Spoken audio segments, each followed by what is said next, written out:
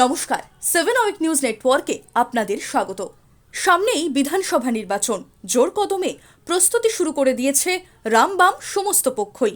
আর এবার পানিহাটি পৌরসভার 34 নম্বর ওয়ার্ডে জনসংযোগের কাজে নামলেন বালুরঘাটের বিজেপি সাংসদ তথা কেন্দ্রীয় প্রতিমন্ত্রী সুকান্ত মজুমদার।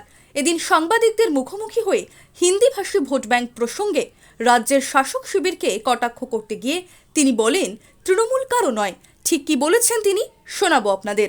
দেখুন, তৃণমূল কংগ্রেস এতদিন একটা পদ্ধতি নিয়েছিল, পন্থা অবলম্বন করেছিল, এখন নতুন পদ্ধতি নিচ্ছে। তবে তৃণমূলের কি আছে, একটা খাওয়ার দাঁত একরকম, দেখানোর দাঁত একরকম।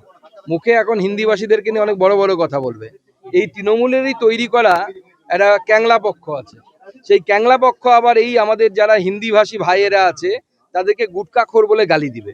মানে গুটকাখোর বলে গালি দিয়ে তৃণমূল কংগ্রেসের বাঙালিদের ভোট নেবে, আবার হিন্দিভাষীদেরকে তৃণমূল তার নিজের ব্যানারে তাদেরকে বোকা বানানোর জন্য বিভিন্ন প্রোগ্রামও করবে। এটা হচ্ছে তৃণমূলের পদ্ধতি। তৃণমূল গাছেরও খাবে, তলারও করবে। তৃণমূল কারো না, মমতা বন্দ্যোপাধ্যায় কারো না, নিজের ছাড়া কারো কিছু বোঝে না। সেই সঙ্গে 34 নম্বর ওয়ার্ডের ঘরে ঘরে গিয়ে সেখানকার বাসিন্দাদের অভাব অভিযোগ যেমন শুনলেন হেভিওয়েট বিজেপি নেতা, তেমনি তৃণমূল সরকারের আমলে কোন কোন কাজ হয়নি সেই কাজের খতিয়ান সমন্বিত চার্জশিটও আম জনতার হাতে তুলে দিতে দেখা গেল তাকে। আর বিজেপি নেতার এদিনে কর্মসূচিতে উপস্থিত ছিলেন স্থানীয় বিজেপি কর্মী সমর্থকেরা। আপনাদের একবার দেখাবো অশীতিপর বৃদ্ধা থেকে যুবক এলাকার বিভিন্ন বয়সী বাসিন্দাদের সঙ্গে কথা বলে তাদের খোঁজ খবর নিয়ে কিভাবে জনসংযোগ সারছেন সুকান্ত মজুমদার, সেই ছবিটা। যারা ধর্ষক তাদের এমন মানে সরাসরি তাদের মেরে দেওয়া উত্তরপ্রদেশ স্টাইল।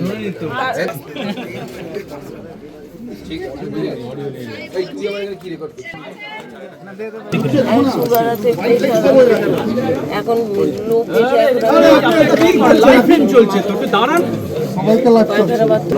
আমার ব্যাটারি আমি যে খাবো আমার একা হয় না, হেঁটে ওষুধ আনবো তাও আমি পারি না, হেলতে যাই তো সে ওষুধটা তো উনি দেয় না।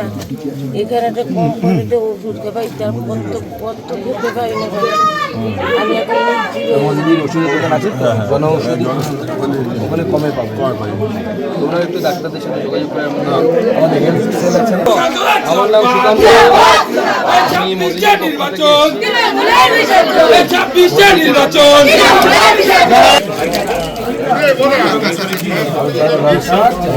বিজেপি।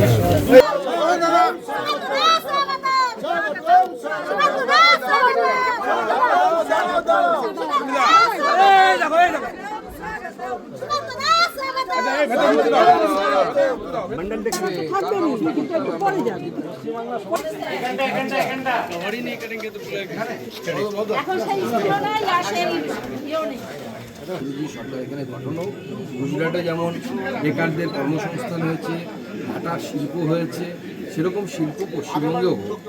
অন্যদিকে এদিন নিজের সংসদীয় এলাকার পৌরসভার প্রাক্তন চেয়ারম্যানের বিরুদ্ধেও বিস্ফোরক অভিযোগ করেছেন কেন্দ্রীয় প্রতিমন্ত্রী। কি জানিয়েছেন তিনি, শুনুন। দেখুন, পশ্চিমবঙ্গে একমাত্র হয় যেখানে গণনা কেন্দ্রে লোক ঢুকে যায়। আমার সাথে হয়েছে, অন্যটা ছেড়ে দিন।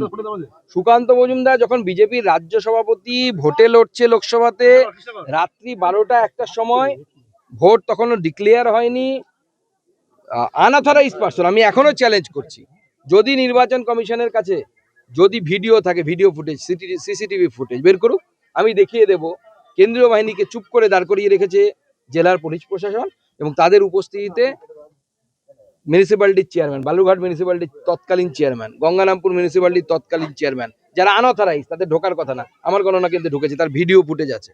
প্রসঙ্গত, অতি সম্প্রতি নিজের নির্বাচনী এলাকায় জনসংযোগের কাজ শুরু করেন পার্থ চট্টোপাধ্যায়।